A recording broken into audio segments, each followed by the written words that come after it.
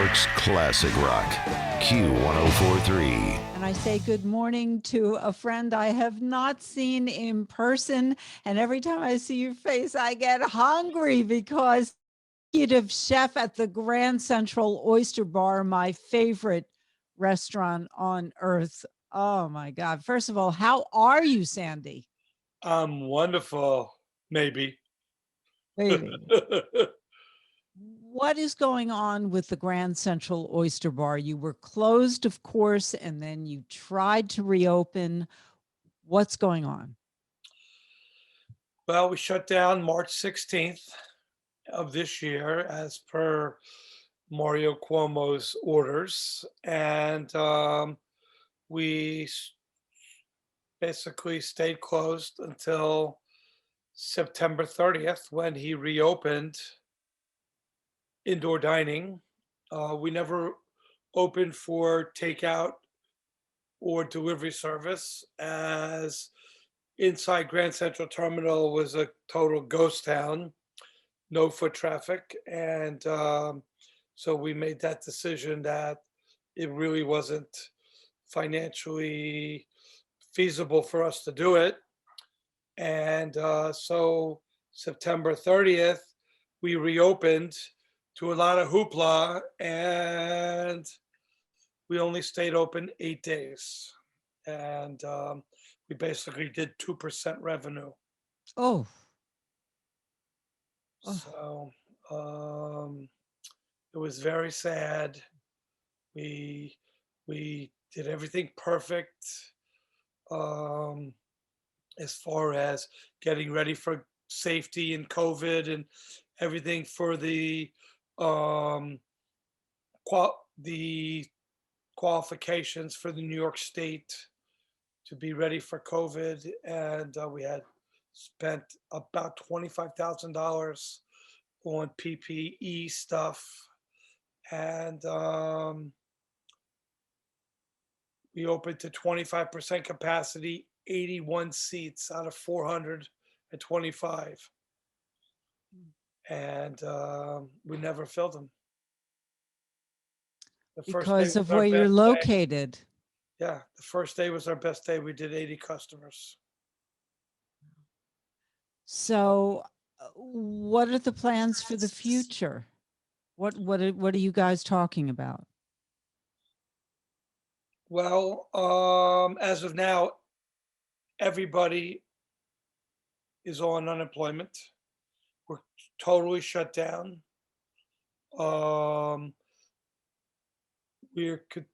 We had 2 refrigerators, 1 refrigerator, 1 freezer still running. And because everything that was in the freezer would now be at least over a year old after we do reopen, because we're not going to reopen before March 16th, that's for sure. We've now donated everything that possibly we could to Maria Loy, this wonderful Greek chef in Manhattan, and her restaurant. And she's been doing food for frontline and first responders and food banks. It'll be approximately $15,000 to $20,000 worth of food. And then so far now, every single thing is shut down in the restaurant: water, gas, steam, electricity, except for those 2, 1 refrigerator, 1 freezer. And once the food is completely out of there, then that'll be shut down. So we will be playing a waiting game, waiting for the vaccine to be distributed and waiting for more foot traffic into Grand Central. So your guess is as good as mine. The only thing, my personal opinion a while ago, was at least June 1st. That's when Broadway comes back. They're also saying hopefully the vaccine should be readily available by then. September 1st is what a lot of other people are saying, so we don't know. We're waiting. But you do plan to reopen. The Grand Central Oyster Bar will be okay. With the measures we have taken, the answer to that question is we will be okay. Because it's been so scary, as you personally know. I mean, when the 21 Club announced, okay, that's it, gone forever. How long has the Grand Central Oyster Bar been around? Remind our listeners. 107. This is our 108th year. 108 years. Legendary, iconic. I mean, just part of the fabric of New York City. It's sad. I mean, and we have furloughed 125 employees, and everybody wants to work. They're waiting for the phone call, which we're not giving, including myself. So, Were you able to get help from the federal government? the first PPP round we did receive.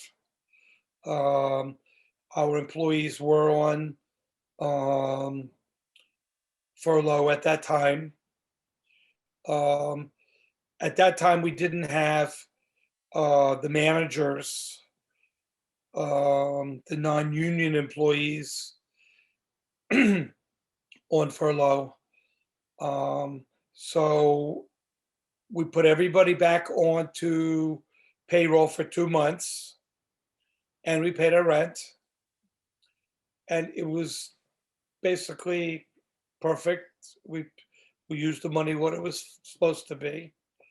And it would have been perfect, because the way the progression went was we closed March 16th, then July 6th, we were supposed to reopen for phase 3, but it was announced the week before that everything would reopen except indoor dining. And that would have been pretty much when the PPE ran out, and we would have been able to reopen. But as we all know, we weren't able to reopen until September 30th. And even before that, we put more of our salaried employees on to unemployment, because we just don't have the money. And now we're all on unemployment, all the owners, all the managers, everybody. You've been with the Grand Central Oyster Bar, Sandy Ingber, for how long? This is my 31st year. And it's got to be the toughest year ever, right? I mean, who would have ever thought that we'd be dealing with this? It's very sad. It's hard. It's tough. It's boring. That was going to be my next question, which is, first of all, how are you and everyone else health-wise? Has everyone been healthy? And what the hell have you been doing with your time? Everybody in my family is healthy. Probably one of the bright spots of 2020 was I welcomed my first grandson to this world, Grayson Wade Frazier. Wow, what a name. That's a name, and mazel tov. And he's wonderful. So that's been a bright spot. Zooming with him and FaceTiming with him has been great. But besides that, I was in Florida for the first 3 months. I went down there, and with COVID, basically, I saw my 99-year-old father-in-law and my daughter and grandson, and that was it. So we went from the bed to the couch to the kitchen, like most people, and back, and only shopped if we had to. Then in June, with the announcement of this phase 3, I came back to New York. We spent weeks, 3 weeks actually, preparing with my partner Janet Posha, preparing the restaurant to be ready to reopen. And we spent a lot of money. We got everything we needed to be prepared. And then we didn't open. So then we slowly but surely still went to the restaurant twice a week to do more little things, stuff, computer stuff that we had to do, contactless purchasing, and till September. Now, once we closed, was little things like shutting down that we had to do, and now she goes in twice a week. I only go in once or twice a month, so it's back to the couch, kitchen, bed routine again. Under the latest bill, that are you going to be able to get more help? They did announce that there's a second round of PPP available and that you can ask for an increase. We're waiting for the exact, we actually contacted our bank, Bank of America, and they don't have it yet, but as soon as they have it and the application is released to us, we will be applying, yes. And we'll use the money exactly the same way. You know, I was wondering if there was any discussion between you and Janet about opening in a different location, because your location has really acted against you, being in a mass transit hub at Grand Central Station, where people aren't using mass transit. Have you given any thought to just opening in a different location until things get back to normal? Because also what concerns me vis-a-vis the Grand Central Oyster Bar is the number of people who, even moving forward, will continue to be working from home and not coming in the city, or if they're coming in the city, driving and not using mass transit. That's a big concern. Only 20% of business people are coming back. There's no tourists. So that equates to no foot traffic into Grand Central.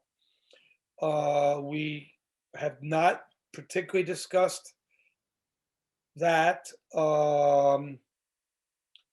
Though personally, my own opinion is it's really not the right time to open any restaurant anywhere. It's just bad timing. Maybe it will be something we discuss. And so right now we're just waiting.